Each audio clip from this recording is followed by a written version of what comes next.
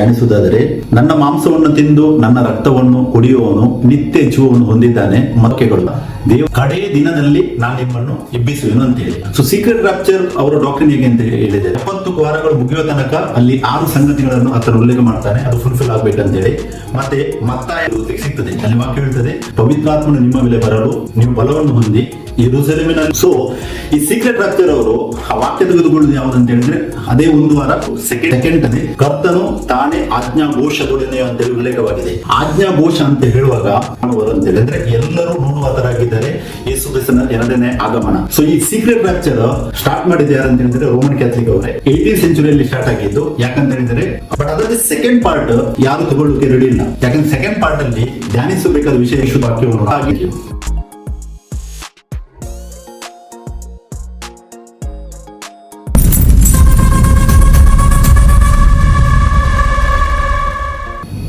Praise the lord, hallelujah. ಕರ್ತನಾದ ಯೇಸು ಕ್ರಿಸ್ತನ ನಾಮದಲ್ಲಿ ಇವತ್ತಿನ ದಿನದಲ್ಲಿ ನಾನು ನಿಮ್ಮೆಲ್ಲರನ್ನು ವಂದಿಸುವನಾಗಿದ್ದೇನೆ. ಯೇಸು ಕ್ರಿಸ್ತನೇ ಸತ್ಯ ದೇವರು, ನಿತ್ಯ ಜೀವಂದಿಯವನ 5ನೇ ಅಧ್ಯಾಯ 20ನೇ ವಾಕ್ಯ. ಮತ್ತೆ ರೋಮನ್ಸ್ 9:5 ಕೂಡ ಹೇಳ್ತದೆ, ಕ್ರಿಸ್ತನೇ ನಿರಂತರ ಸ್ತುತಿ ಹೊಂದತಕ್ಕ ದೇವರು, ಆಮೇನ್ ಅಂತೇಳಿ ವಾಕ್ಯ ಉಲ್ಲೇಖವಾಗಿದೆ. ಆಮೇನ್ ಅಂತ ಹೇಳಿದರೆ ಹೌದು, ಸತ್ಯವಾಗಿದೆ, ಅದಕ್ಕಿಂತ ಮುಂದೆ ಯಾವುದೇ ಮಾತು ಇಲ್ಲ ಎನ್ನುವುದು ಅದರ ಅರ್ಥ. ನಾವು ಇದನ್ನು ಬಲ್ಲವರಾಗಿದ್ದೇವೆ. ಇವತ್ತು ನಾವು ಇನ್ನೊಂದು ವಿಷಯವನ್ನು ವಾಕ್ಯ ಭಾಗದಿಂದ ಧ್ಯಾನಿಸುವ.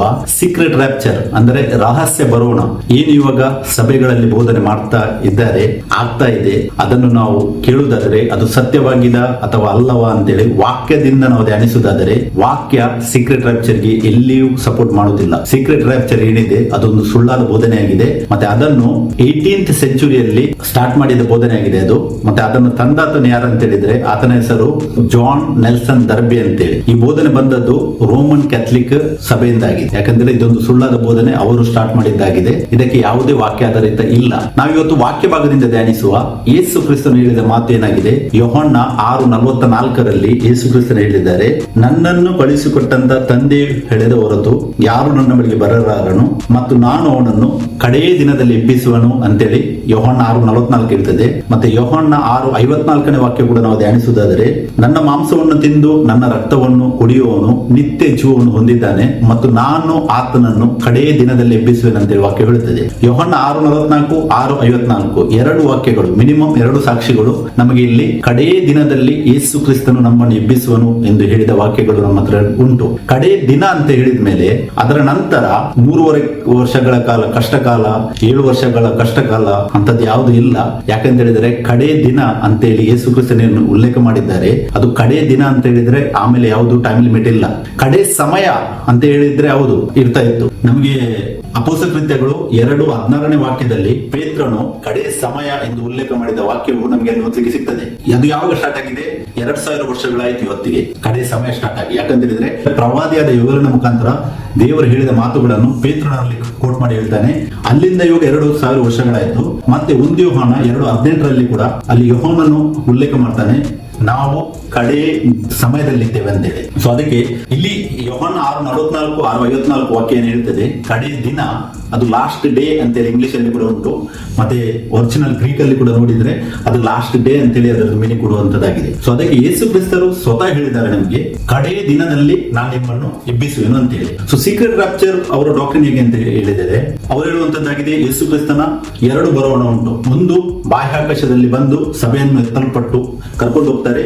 ಮತ್ತೆ ಕಷ್ಟಕಾಲ ಇರುವುದು 3.5 ವರ್ಷಗಳ ಕಾಲ ಅಂತೇಳಿ ಕೆಲವರು ಹೇಳ್ತಾರೆ, ಕೆಲವರು 7 ವರ್ಷಗಳ ಕಾಲ ಅಂತೇಳಿ ಹೇಳ್ತಾರೆ. ಬಟ್ ಅದಕ್ಕೆ ಯಾವುದೇ ವಾಕ್ಯ ಆಧಾರಿತ ಇಲ್ಲ. ಯಾಕಂತ ಹೇಳಿದ್ರೆ ಅವರು ಆ ವಿಷಯವನ್ನು ತೆಗೆದುಕೊಳ್ಳುವುದು ಯಾವುದು ಅಂತ ಹೇಳಿದ್ರೆ, ದಾನಿಯೇಲನು ಬರೆದ ಬುಕ್ ಅಲ್ಲಿ 9ನೇ ಅಧ್ಯಾಯ 24ರಿಂದ 27ನೇ ವಾಕ್ಯವನ್ನು ತೆಗೆದುಕೊಂಡು ಆ 1 ವಾರ ಅದರಲ್ಲಿ ಬಾಕಿ ಉಂಟಂತೇಳಿ ಅವರು ಸುಳ್ಳಾಗಿ ಬೋಧನೆ ಮಾಡುವವರಾಗಿದ್ದಾರೆ. ಆಕ್ಚುಲಿ ಆ 70 ವಾರಗಳು ಆಲ್ರೆಡಿ ಫಿನಿಶ್ ಆಗಿದೆ. ನಾವು ದಾನಿಯೇಲ 9:24 ಓದುವುದಾದರೆ ಅಲ್ಲಿ ದೇವರು ದಾನಿಯೇಲನಿಗೆ ಹೇಳಿದ್ದೇನಂತ ಹೇಳಿದರೆ, ನಿನಗೂ ನಿನ್ನ ಜನರಿಗೂ 70 ವಾರಗಳು ಕೊಡಲ್ಪಡುವುದು. ಆ 70 ವಾರಗಳು ಮುಗಿಯುವ ತನಕ ಅಲ್ಲಿ 6 ಸಂಗತಿಗಳನ್ನು ಆತನ ಉಲ್ಲೇಖ ಮಾಡ್ತಾನೆ, ಅದು ಫುಲ್ಫಿಲ್ ಆಗ್ಬೇಕಂತೇಳಿ.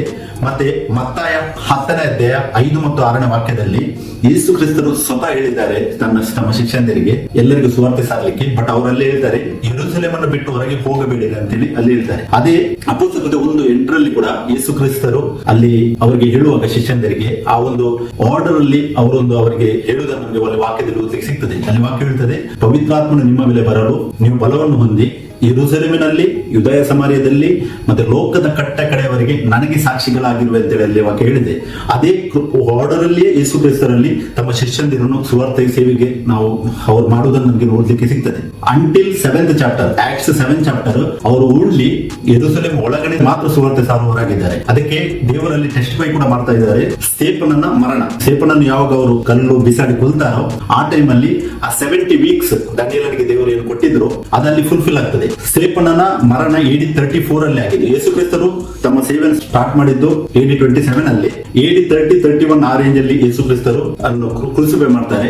ಅಲ್ಲಿಂದ ಪುನಃ 3.5 ವರ್ಷ, ಅಂದ್ರೆ 3.5 ಒಂದು ವಾರ 7 ದಿನಗಳು, 7 ದಿನಗಳು ಅಂತ ಹೇಳಿದ್ರೆ 7 ವರ್ಷಗಳು, 7 ವರ್ಷಗಳನ್ನು ಡಿವೈಡ್ ಮಾಡಿದರೆ ಯೇಸು ಕ್ರಿಸ್ತರ ಫಿಸಿಕಲ್ ಸೇವೆ ಏನಿತ್ತು 3.5 ವರ್ಷಗಳು, ಅದು AD 30.5 years ತನಕ ನಡೀತದೆ ಈ ಲೋಕದಲ್ಲಿ.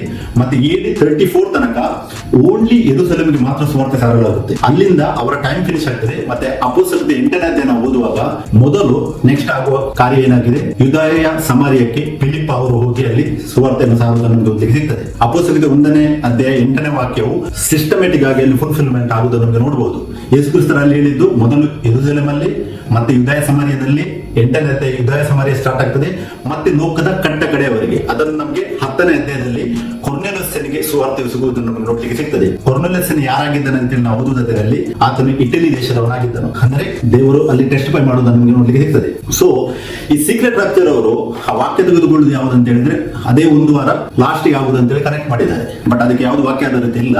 ನಾವು ಹೆಬ್ರೇವ್ಸ್ 9:28 ಓದುವಾಗ ಅಲ್ಲಿ ವಾಕ್ಯ ಹೇಳುತ್ತದೆ, ಯೇಸು ಕ್ರಿಸ್ತರು ಸೆಕೆಂಡ್ ಟೈಮ್ ಅವರ ಬರವಣಿಗೆ ಹೇಗಿರುವುದು ಅಂತ ಹೇಳಿದ್ರೆ ಅವರು ಪಾಪವಿಲ್ಲದವರಾಗಿ ರಕ್ಷಣೆಯನ್ನು ಉಂಟು ಮಾಡುವುದಕ್ಕೋಸ್ಕರವಾಗಿ ಕಾಣಿಸಿಕೊಳ್ಳುವರಂತೇಳಿ ವಾಕ್ಯ ಹೇಳ್ತದೆ ಅಲ್ಲಿ. ಅಂದ್ರೆ ಸೆಕೆಂಡ್ ಟೈಮ್, ಅಂದ್ರೆ ಒಂದೇ ಬರೋಣ ಅಂತೇಳಿ ಬೈಬಲ್ ನಮಗೆ ಸ್ಪಷ್ಟವಾಗಿ ಹೇಳ್ತದೆ. ಮತ್ತೆ ಆ ಬರೋಣ ಹೇಗೆ ಇರುವುದಂತೇಳಿ ವಾಕ್ಯವು ದೃಢೀಕರಿಸುತ್ತದೆ. 1 ಥೆಸಲೋನಿಕ 4:16ನೇ ವಾಕ್ಯದಲ್ಲಿ ಅಲ್ಲಿ ವಾಕ್ಯವು ಈ ತರ ಹೇಳ್ತದೆ, ಕರ್ತನು ತಾನೇ ಆಜ್ಞಾ ಘೋಷದೊಡನೆ ಅಂತೇಳಿ ಉಲ್ಲೇಖವಾಗಿದೆ. ಆಜ್ಞಾ ಘೋಷ ಅಂತ ಹೇಳುವಾಗ ಕರ್ತನ ಆಗಮನವು ಧೂಮ್ ಧಾಮ್ ಆಗಿ, ಅಂದ್ರೆ ಒಂಥರ ಮದಲಿಂಗನು ಮದುವೆ, ಇವಾಗ ಫಾರ್ ಎಕ್ಸಾಂಪಲ್ ಮದುವೆಗೆ ಯಾವ ತರ ಮದಲಿಂಗನನ್ನು ಕರ್ಕೊಂಡು ಹೋಗ್ತಾರೆ, ನಾವೆಲ್ಲ ಮಲ್ಲತರಾಗಿದ್ದೇವೆ. ಯಾಕಂದ್ರೆ ಒಂಥರ ಧೂಮ್ ಧಾಮ್ ಆಗಿ ಪ್ರಿಪರೇಷನ್ ಇರ್ತದೆ. ಅದಕ್ಕಿಂತಲೂ ಸೃಷ್ಟಿಕರ್ತನಾದ ದೇವರು ತನ್ನ 2ನೇ ಆಗಮನದಲ್ಲಿ ಆಜ್ಞಾ ಘೋಷದೊಡನೆ ತನ್ನನ್ನು ಪ್ರಕಟಿಸುವವರಾಗಿದ್ದಾರೆ. ಇದಕ್ಕೆ ವಾಕ್ಯಾಧಾರಿತ 1 ಥೆಸಲೋನಿಕ 4:16ನೇ ವಾಕ್ಯ ಹೇಳುತ್ತದೆ. ಮತ್ತೆ ಆ ಆಜ್ಞಾ ಘೋಷ ಯಾವ ತರ ಇರಬಹುದು ಅಂತೇಳಿ ನಾವು ಓಲ್ಡ್ ಟೆಸ್ಟ್ಮೆಂಟ್ ಅಲ್ಲಿ ವಿಮೋಚನಾ ಕಂಡ 19ನೇ ಅಧ್ಯಾಯ ಧ್ಯಾನಿಸುವಾಗ ನಮಗೆ ಗೊತ್ತಾಗ್ತದೆ. ಯಾಕಂತ ಹೇಳಿದ್ರೆ ಅಲ್ಲಿ ಮೋಶೆಗೆ ದಶಾಜ್ಞೆಗಳನ್ನು ಕೊಡುವಾಗ, ದೇವರು ಪ್ರಕಟವಾಗುವಾಗ ಅಲ್ಲಿ ನಮಗೆ ವಾಕ್ಯ ಓದಲಿಕ್ಕೆ ಸಿಗ್ತದೆ.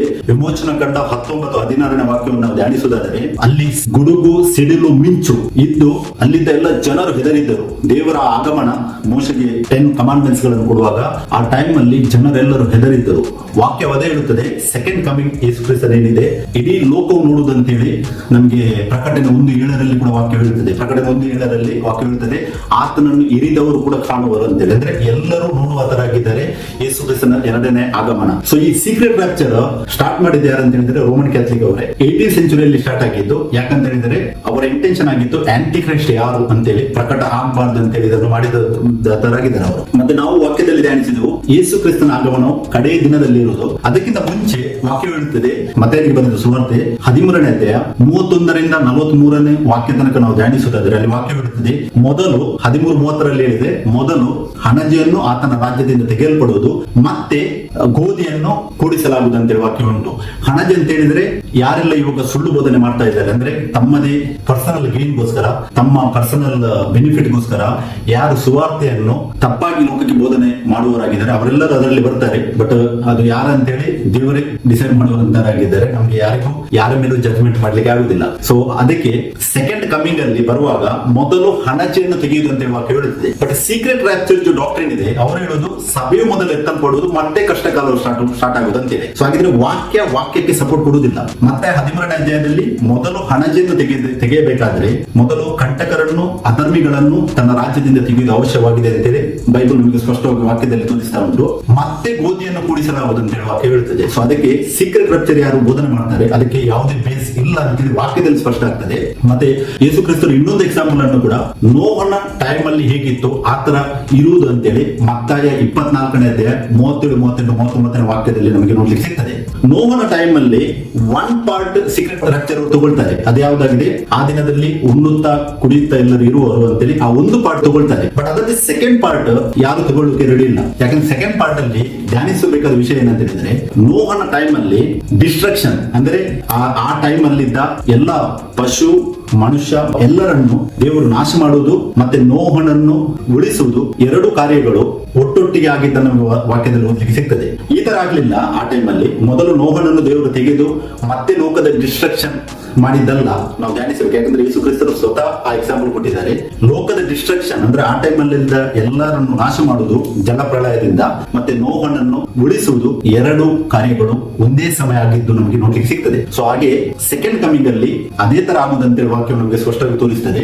ಸೊ ಅದಕ್ಕೆ ಧ್ಯಾನಿಸಿ, ವಾಕ್ಯದಲ್ಲಿ ನೀವು ನೆಲೆಗೊಂಡರೆ ಸತ್ಯವನ್ನು ತಿಳಿಯುವಿರಿ ಮತ್ತೆ ಸತ್ಯವನ್ನು ನಿಮಗೆ ಬಿಡುಗಡೆ ಮಾಡುವುದು.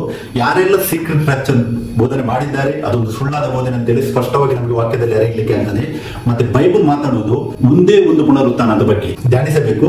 ಪ್ರಕಟಣೆ 26ನೇ ವಾಕ್ಯವನ್ನು ಓದುವಾಗ ಅಲ್ಲಿ ವಾಕ್ಯ ಹೇಳುತ್ತದೆ, ಮೊದಲನೆಯ ಪುನರುತ್ಥಾನದಲ್ಲಿ ಸೇರಿರುವವನು ಧನ್ಯನು ಪರಿಶುದ್ಧನು ಆಗಿದ್ದಾನೆ ಅಂತ ವಾಕ್ಯ ಹೇಳುತ್ತದೆ. ಮೊದಲನೆಯ ಪುನರುತ್ಥಾನದಲ್ಲಿ ಸೇರಿರುವವನು ಧನ್ಯನು ಪರಿಶುದ್ಧನು ಆಗಿದ್ದರೆ, ಸೀಕ್ರೆಟ್ ರಕ್ಚರ್ ಪ್ರಕಾರ ಸೀಕ್ರೆಟ್ ಆಗಿ ಯೇಸು ಕ್ರಿಸ್ತನು ಕರೆದುಕೊಂಡು ಯಾರನ್ನು ಹೋಗ್ತಾರೋ ಅವರು ಯಾವ ಕೆಟಗರಿಯಲ್ಲಿ ಬರ್ತಾರೆ? ಅವರು ಯಾವುದೇ ಕೆಟಗರಿಯಲ್ಲಿ ಬರುವುದಿಲ್ಲ. ಅದೊಂದು ಮಿಸ್ ಗೈಡ್ ಮಾಡುವಂತಹ ಒಂದು ಬೋಧನೆಯಾಗಿದೆ. ಮತ್ತೆ ಇನ್ನೊಂದು ವಿಷಯವನ್ನು ಧ್ಯಾನಿಸಬೇಕು.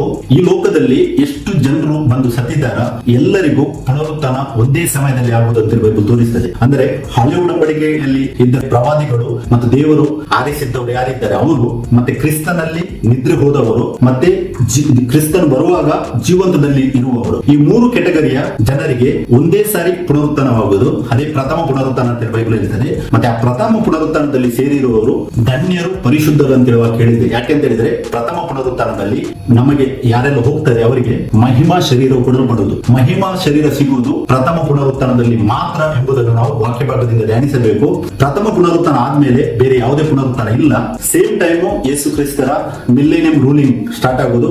ಮತ್ತೆ ಆ ಮಿಲ್ಲೇನಿಯಂ 1000 ಇಯರ್ಸ್ ಆಳ್ವಿಕೆ ಏನಿದೆ ಅದು ಫಿನಿಶ್ ಆದ್ಮೇಲೆ ಸಮುದ್ರವು ತನ್ನಲ್ಲಿದ್ದವರನ್ನು ಒಪ್ಪಿಸಿಕೊಡುವುದು, ಮೃತ್ಯು ತನ್ನಲ್ಲಿರುವವರನ್ನು ಒಪ್ಪಿಸಿಕೊಡುವುದು, ಮತ್ತೆ ಯಾರೆಲ್ಲ ಸತ್ತಿದ್ದಾರೆ ಅವರೆಲ್ಲರನ್ನು ಯಾರು ಕ್ರಿಸ್ತನಲ್ಲಿ ಇಲ್ಲ ದೇವರಲ್ಲಿ ಇಲ್ಲ ಅವರು ಆಫ್ಟರ್ 1000 ಇಯರ್ಸ್ ಅಲ್ಲಿ ಅವರನ್ನು ಎಲ್ಲ ಒಪ್ಪಿಸಿಕೊಡುವುದು ಅಂತ ವಾಕ್ಯ ಹೇಳುತ್ತದೆ. ಸೊ ಪುನರುತ್ಥಾನ ಇರುವುದು ಕೂಡ ಒಂದೇ. ಆ ಒಂದು ಪುನರುತ್ಥಾನದಲ್ಲಿ ಸೇರುವುದು ತುಂಬಾ ಅವಶ್ಯಕವಾಗಿದೆ ಅಂತೇಳಿ ವಾಕ್ಯಗಳು ನಮಗೆ ಸ್ಪಷ್ಟವಾಗಿ ತೋರಿಸ್ತದೆ ಪ್ರಿಯರೇ. ಮತ್ತೆ ಇನ್ನೊಂದು ವಿಷಯ ಏನಂತ ಹೇಳಿದ್ರೆ ಇಬ್ರಿಯ 11:39-40ನೇ ವಾಕ್ಯವನ್ನು ನಾವು ಓದುವಾಗ ಅಲ್ಲಿ ಉಲ್ಲೇಖವಾದ ವಿಷಯವಾಗಿದೆ ಅಂತ ಹೇಳಿದರೆ, ಹಳೆ ಉಡಂಬಡಿಕೆಯಲ್ಲಿ ಇದ್ದ ಅವರ ನಂಬಿಕೆಯ ಬಗ್ಗೆ ನಾವು ಇಬ್ರಿಯರಿಗೆ 11ನೇ ಅಧ್ಯಾಯದಲ್ಲಿ ನಾವು ಓದ್ತೇವೆ. ಅದರಲ್ಲಿ ವಾಕ್ಯ ಹೇಳುತ್ತದೆ, ವಾಗ್ದಾನದ ಫಲವನ್ನು ಅವರು ಹೊಂದಲಿಲ್ಲ ಇದುವರೆಗೂ. ಯಾಕೆಂತ ಹೇಳಿದರೆ ದೇವರು ನಮಗೆ ಶ್ರೇಷ್ಠವಾದ ಭಾಗ್ಯವನ್ನು ಒದಗಿಸಿ ನಮಗಿಂತ ಅವರು ಮುಂಚೆ ಆಗಬಾರದೆಂದು ನಿಷ್ಕರ್ಷಿಸಿದ್ದನು ಅಂತ ಹೇಳಿ ವಾಕ್ಯ ಹೇಳುತ್ತದೆ. ನೀವು ಕೇಳಬಹುದು ಎಫೆಸ 4:8 ಮತ್ತೆ ಕೀರ್ತನೆ 68 ಉಲ್ಲೇಖವಾಗಿದೆ, ಆತನು ಪುನರುತ್ಥಾನವಾದಾಗ ಯೇಸು ಕ್ರಿಸ್ತನ ಪುನರುತ್ಥಾನವಾದಾಗ ಅಲ್ಲಿ ವಾಕ್ಯ ಹೇಳ್ತದೆ, ಆತನು ತಾನು ಜಯಿಸಿಕೊಂಡವರನ್ನು ತೆಗೆದುಕೊಂಡು ಹೋದನು ಅಂತ ಹೇಳಿ ಹೇಳ್ತದೆ ವಾಕ್ಯ. ಅದೇನನ್ನು ಸೂಚಿಸುವುದಂತಾಗಿದೆ ಹೇಳಿದರೆ ಇಂಗ್ಲಿಷ್ ಅಲ್ಲಿ ಕ್ಯಾಪ್ಟಿವ್ಸ್ ಆಫ್ ಕ್ಯಾಪ್ಟಿವ್ ಅಂತ ಹೇಳ್ತಾರೆ. ಅಂದ್ರೆ ಬಂಧನದಲ್ಲಿದ್ದ ಆತ್ಮಗಳನ್ನು ದೇವರು ಆತ್ಮ ಸ್ವರೂಪನಾಗಿ ಅವರನ್ನು ತೆಗೆದುಕೊಂಡು ಹೋಗುವುದನ್ನು ಸೂಚಿಸುವಂತದ್ದಾಗಿದೆ ಪ್ರಿಯರೇ. ಸೊ ಅದಕ್ಕೆ ಪುನರುತ್ಥಾನ ಮುಂದೆ ಇರುವುದು. ಆ ಪುನರುತ್ಥಾನದಲ್ಲಿ ಯಾರು ಸೇರ್ತಾರೆ ಅವರು ಧನ್ಯರು ಪರಿಶುದ್ಧರಾಗಿದ್ದಾರೆ ಅಂತ ವಾಕ್ಯ ಹೇಳುತ್ತದೆ. ಸೊ ಅದಕ್ಕೆ ಯಾರೆಲ್ಲ ಈ ಸೀಕ್ರೆಟ್ ರಪ್ಚರ್ ಡಾಕ್ಟ್ರಿನ್ ನಲ್ಲಿ ನೀವು ಬಂಧಿತರಾಗಿದ್ದೀರಾ, ನಾನು ಇಷ್ಟೆಲ್ಲ ವಾಕ್ಯವನ್ನು ಶೇರ್ ಮಾಡಿದ್ದೇನೆ, ನಾನು ಹೇಳ್ತೇನೆ ಅಂತೇಳಿ ಯಾರು ನಂಬಲಿಕ್ಕೆ ಹೋಗ್ಬೇಡಿ. ನಾನು ಏನು ವಾಕ್ಯದ ರೆಫರೆನ್ಸ್ ನಾನು ಇಲ್ಲಿ ಕೊಟ್ಟಿದ್ದೇನೆ ನಿಮಗೆ, ಆ ವಾಕ್ಯವನ್ನು ಧ್ಯಾನಿಸಿರಿ. ಮೇನ್ ಆಗಿ ಯೋಹಾನ 6:44, 6:54 ಧ್ಯಾನಿಸಿ. ಯಾಕೆಂದ್ರೆ ಯೇಸು ಕ್ರಿಸ್ತರು ಸ್ವತಃ ಹೇಳಿದ್ದಾರೆ, ಕಡೇ ದಿನದಲ್ಲಿ ನಿಮ್ಮನ್ನು ಎಬ್ಬಿಸುವೆನು ಅಂತೇಳಿ. ಕಡೇ ದಿನ ಅಂತ ಹೇಳುವಾಗ ಮತ್ತೆ ಯಾವುದೇ ಟೈಮ್ ಲಿಮಿಟ್ ಇಲ್ಲ. ಮತ್ತೆ ಮಹಾ ಸಂಕಷ್ಟ ಕಾಲ ಬರುವುದಂತೇಳಿ ಯಾರು ಬೋಧನೆ ಮಾಡಿದ್ದಾರೆ ಅದೊಂದು ಸುಳ್ಳಾದ ಬೋಧನೆಯಾಗಿದೆ. 2000 ವರ್ಷಗಳಲ್ಲಿ ದೇವರು ಸಭೆಯನ್ನು ಸ್ಥಾಪಿಸಿದ್ದಾನೋ, ಇನ್ ದ ಬಿಗಿನಿಂಗ್ ಟೈಮ್ ಪೇತ್ರ ಪೌಲ ಯಾವ ಕಷ್ಟಗಳನ್ನು ಅನುಭವಿಸಿದರು ಅದೇ ಸೇಮ್ ಕಾನ್ಸೆಪ್ಟ್ ಸಭೆಗೆ ಲಾಸ್ಟ್ ಯೇಸು ಕ್ರಿಸ್ತನ್ ಬರುವ ತನಕ ಸೇಮ್ ಕಾನ್ಸೆಪ್ಟ್ ಅಲ್ಲಿ ಸಭೆ ಇರ್ತದೆ. ಇವಾಗ ನಮಗೆ ಅಂತ ಸಿಚುವೇಶನ್ ಇಲ್ಲದಿದ್ದರೆ ನಾವು ದೇವರಿಗೆ ಸ್ತೋತ್ರವನ್ನು ಸಲ್ಲಿಸಬೇಕು. ಯಾಕೆಂತ ಹೇಳಿದರೆ ಕ್ರಿಸ್ತನ ದೇಹ ಒಂದೇ ಇರುವುದು. ಅವರಿಗೆ ಒಂದು ರೂಲು ನಮಗೊಂದು ರೂಲ್ ಅಲ್ಲ. ನಾವು ಎಷ್ಟು ಸ್ಟಡಿ ಮಾಡಿದ್ರೆ ನಮ್ಗೆ ಗೊತ್ತಾಗ್ತದೆ ಎಷ್ಟು ಮಿಲಿಯನ್ಸ್ ಜನರು ಸತ್ಯಕ್ಕಾಗಿ ತಮ್ಮನ್ನು ತಾವೇ ಸಮರ್ಪಿಸಿದ್ದಾರೆ ಅಂತೇಳಿ ನಮ್ಗೆ ಎಷ್ಟು ಸ್ಟಡಿ ಮಾಡಿದ್ರೆ ಗೊತ್ತಾಗ್ತದೆ.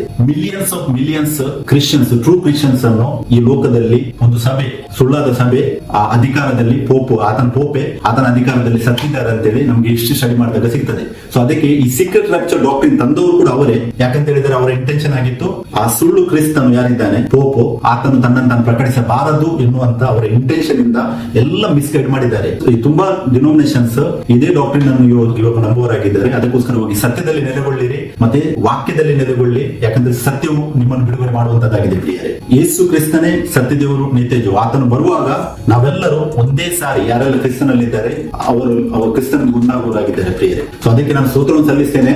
ಇನ್ನು ಡಿಟೇಲ್ ಆಗಿ ಸ್ಟೆಪ್ ಬೈ ಸ್ಟೆಪ್ ಒಂದೊಂದು ವಾಕ್ಯದಲ್ಲಿ ಮಾತಾಡಬಹುದು, ತುಂಬಾ ಲಾಂಗ್ ಆಗ್ತದೆ. ಅದಕ್ಕೋಸ್ಕರ ಮುಂದೆ ಬರುವ ದಿನಗಳಲ್ಲಿ ಇದರ ಬಗ್ಗೆ ಡಿಟೇಲ್ ಆಗಿ ನಾವು ವಿಡಿಯೋನ ರಿಲೀಸ್ ಮಾಡ್ತೇವೆ. ನಾನು ಸ್ತೋತ್ರವನ್ನು ಸಲ್ಲಿಸ್ತೇನೆ. ದೇವರಿಗೆ ಒಂದು ಸಮಯವನ್ನು ನನಗೆ ಕೊಟ್ಟದಕ್ಕಾಗಿ, ವಾಕ್ಯ ಭಾಗದಲ್ಲಿ ಇಲ್ಲಿ ಶೇರ್ ಮಾಡುವಂತ ಕೃಪೆಯನ್ನು ಕೊಟ್ಟಿದ್ದಕ್ಕಾಗಿ, ಈ ವಾಕ್ಯಗಳ ಗೂಢಾರ್ಥಗಳನ್ನು ಮತ್ತೆ ವಾಕ್ಯಗಳ ಸತ್ಯವನ್ನು ಪ್ರಕಟಿಸಿದ ನಮ್ಮ ಕರ್ತನು, ಒಡೆಯನು, ರಕ್ಷಕನೂ ಆದ ಏಕದೇವರಾದ ಯೇಸು ಕ್ರಿಸ್ತನಿಗೆ ಸಲ್ಲಿಸುತ್ತೇನೆ ಪ್ರಿಯರೇ. Praise the Lord. Thank you.